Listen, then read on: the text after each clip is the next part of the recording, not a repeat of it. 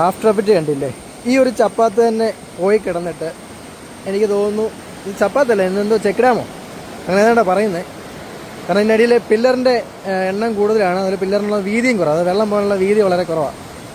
ഇന്നലത്തെ എൻ്റെ after effect ആണ് ഇതൊക്കെ.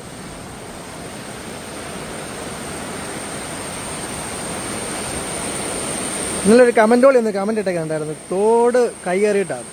അതായത് പട്ടയം ഉള്ള വസ്തുവാണ്, കാര്യം അടക്കുന്ന വസ്തുവാണ്. ചുമ്മാ വീട്ടിൽ ഇരുന്ന് കുറേ കമൻറ്റോളികളുണ്ട്, ഇത് തോട് കൈയേറി. ഇവിടെ തോട് കൈയേറി കൃത്യമായിട്ടുള്ള വസ്തുക്കളാണ് ഇതെല്ലാം. നാളെ നിൻ്റെ വീട്ടിലും വെള്ളം കയറുമ്പോഴേ ഈ ഡയലോഗ് അടിക്കാതിരിക്കത്തുള്ളൂ.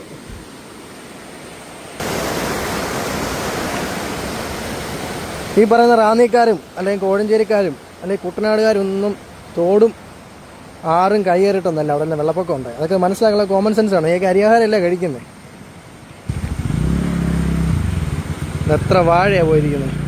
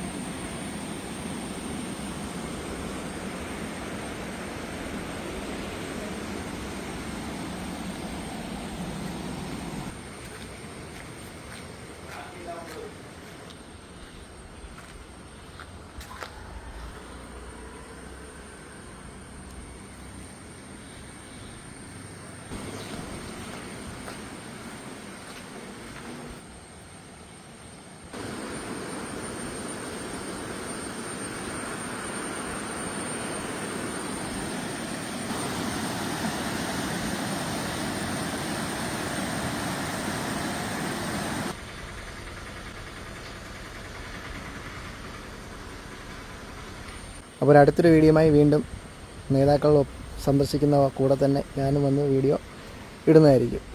ഓക്കെ.